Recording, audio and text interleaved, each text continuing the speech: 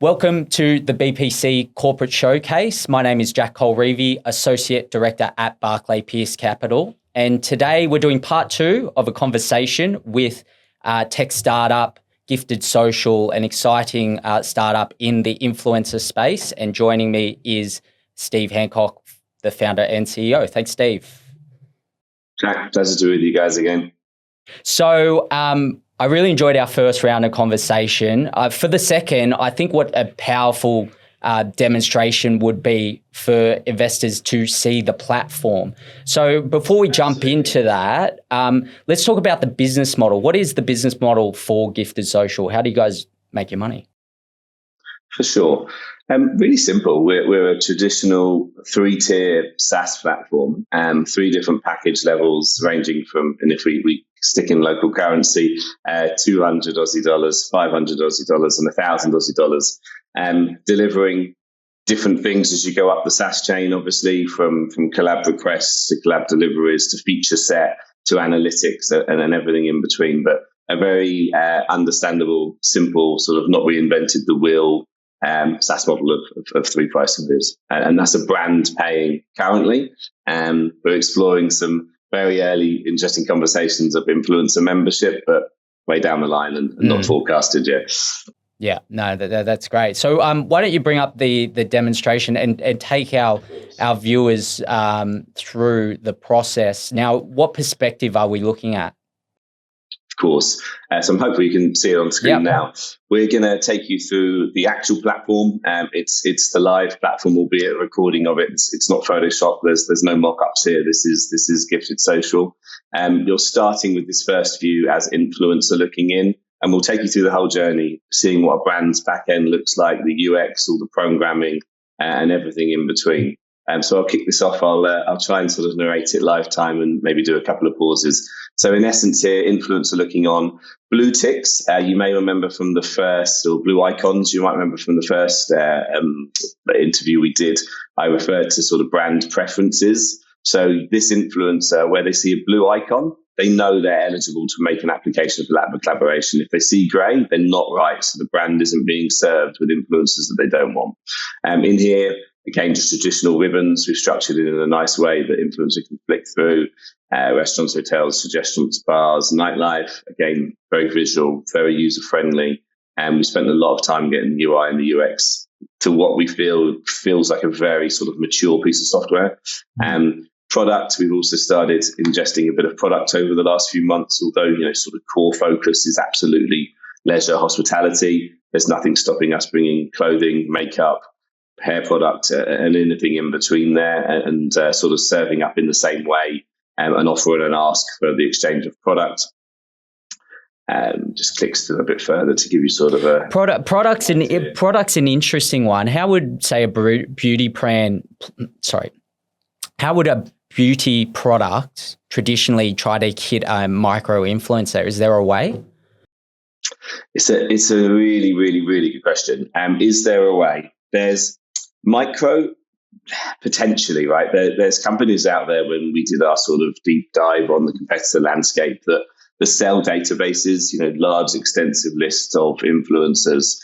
So traditionally, if you're a beauty company with a good budget, you will 9 times out of 10 currently go to an agency. You'll acquire one of these lists. And sometimes it's as crazy, believe it or not, as having a list of 100, 500, 1,000, whatever the sample size you want to work with, beauty influencers, and just pop in the mascara or the lip gloss or whatever it might be in the post with a literal little note to say, hey, can you use this product? Can you post about us?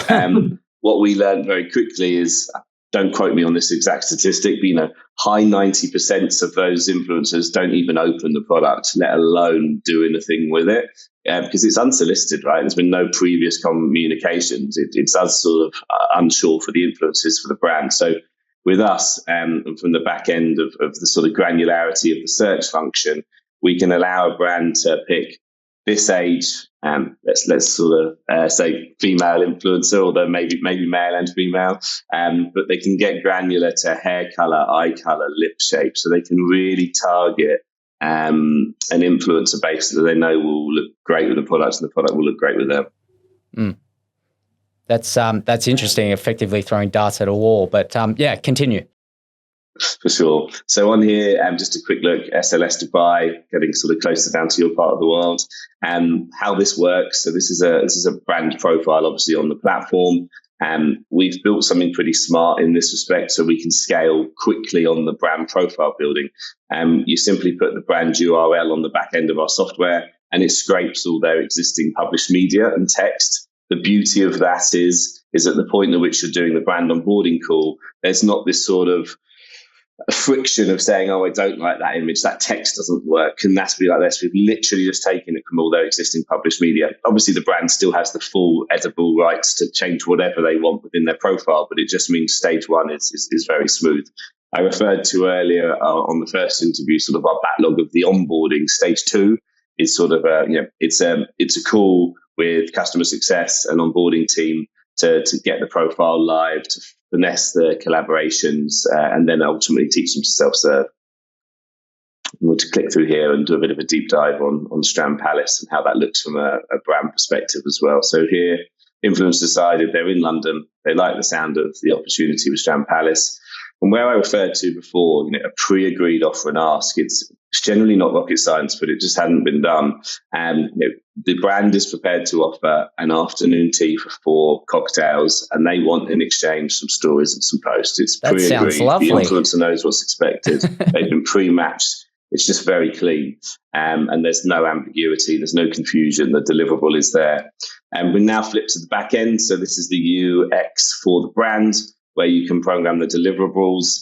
We're building a sort of pretty smart deep learning module, where it will look at comparable brands that are also in the same sector, that are also offering afternoon teas, and suggest what the deliverables should be. So, for example, you had 2 afternoon teas at 2, 4 or 5-star hotels in London or Sydney or whatever city it might be. If one was offering or asking for 10 stories and one was asking for 4, the influencer is never going to apply for that 10 because the workload for them is way higher. So the deep learning module that we're building would say, hey, your competitors in your space are down here. We suggest you match that in order to attract the inbound of collaboration requests. And that's something we're super proud of, and it's getting pretty close to launching.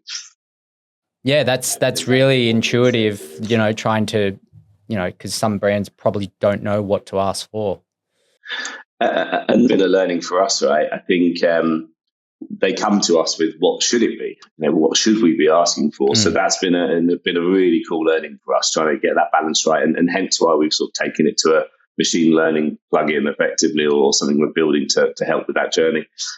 Just this last little bit on the UX here, you can see sort of toggles, so the brand can toggle offer experiences or offers lifetime as they want. And then there's a bit of free text here, and that comes out to the front end. Just a very quick bit on the importance of something I've referred to, I think, sort of throughout the time we've been talking, Jack, just today and the other week.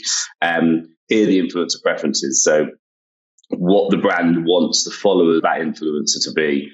And you can be super granular. We've also built this module out even further since we made this Loom. So where I referred to sort of like hair color and eye color, you can get pretty granular on it. But this is sort of your top line, and in order to sort of funnel that experience through. Back to the UI side. So, influencers read everything. They're happy with what's expected of them. They know what they're getting when they get there. A few little bits, maps of locations, frequently asked questions. So you might have seen sort of the back end of how this is programmed. This is how it looks front end. Guidance, just some rules of basically how we expect the influencer to work. You asked in the first interview about sort of influencer quality and ensuring they weren't sort of bot driven. You also tend to find, and very quickly, certainly from all the background checks we do, and none of this kind of scares a good influencer, a seasoned influencer. So just adhering to some simple policies to ensure brand and influencer gets the best experience.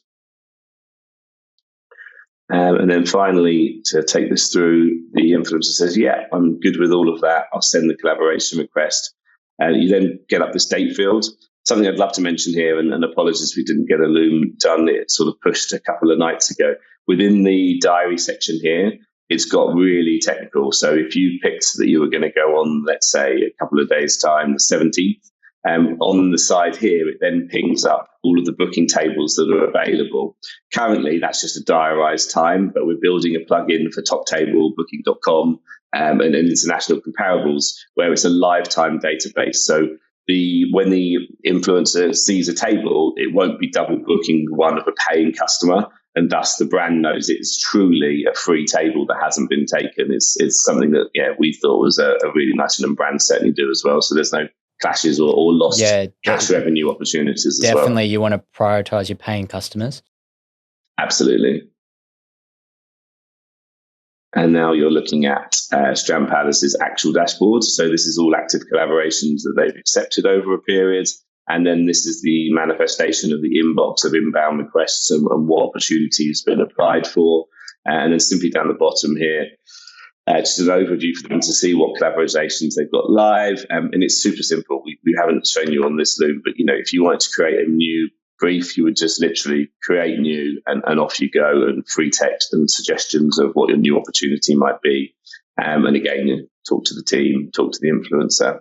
So over here, some analytics. This is something that, again, I referred to, we're really doubling down on with funds, because the power of data, we all know, is game changing. But here is already in a really nice spot, but something we want to develop further. And then from a brand perspective, with influencer, we allow the ability for the brand, and at this stage, they've had sort of full comms, and you'll see, again, I referred to in the first call, sort of the Airbnb, you've got all the communications in the platform. You're not having to go on WhatsApp. You're not having to DM someone, email someone, call someone. It's all just here, really easy, and our team can jump in for support if anything's needed, or the gifted team can be asked questions as well. And the brand, before they decide to finally make that commitment with the influencer, they can spin out here and look at some really interesting statistics, follow account, engagement rates. They can go out to their actual social channels that this influencer's put forward to work on. And here you see sort of the powerful data that we were talking about earlier, the demographic of the audiences, which is, game changing for brands, this element, the content risk analysis, which I think I referred to on our first call as well, and also the return on investment, which I absolutely referred to on the first call. So a brand, per campaign on a monthly basis can have a report. And again, sort of the further up the SaaS chain you get, the more detailed that reporting gets, where they can say, right, I've done 6 collaborations this month. This is what the ROI has been based on the engagement levels that we've received. It allows the influencer to post previous postings, pre-us or independent on here. And then finally, for everybody to see, you can now decide, I'm going to work with this influencer. So you approve the collaboration, and then it spins you out to our paywall, which is currently, as you'll see, 3-tier SaaS that we've referred to. We're kind of doing a bit of early learning on how this might slightly tweak or amend, but the foundation of the core value of this pricing will remain, just with some early learnings of how this might alter and what might be on offer to the brand, but inherently the same. Haven't reinvented the wheel here. This sort of spins out to the back end of Stripe that's obviously built into the back end of our system. And off you go. The last sort of things to mention, we encourage brands to decline so the system can continue to learn. It's an important part for us, so the back end can see why it didn't go forwards. But most importantly, and what brands have told us is invaluable to them, is the ability to go back and look at all of the completed collabs, look at the analytics, look at the engagement rates, and even look at the physical content as well. And it lives here for the lifetime of the subscription. So you're not having to go back through several social media platforms and try and find old campaigns. It's all here, whether it's on Insta, Facebook, TikTok, Twitter, and anything else, X, or in between. That's a pretty good overview of the platform. That was very comprehensive. It's, incredibly impressive what you've been able to build with the resources that you've had so far. So it's incredible. I can't imagine what you'll be able to do with some shareholder funds from this upcoming seed capital raise. It's really, really exciting. Thanks for taking us through that, Steve. Of course, thank you. Yeah, if it's okay to say myself, we're really proud of what we've built. The opportunity is huge, and as you rightly said, pour some fuel on this fire, and we're really excited of where this is going to go. Yeah. Okay, well, all the best. To learn more about investment opportunities with Gifted Social, please subscribe to the Chairman's List by clicking the link in the description.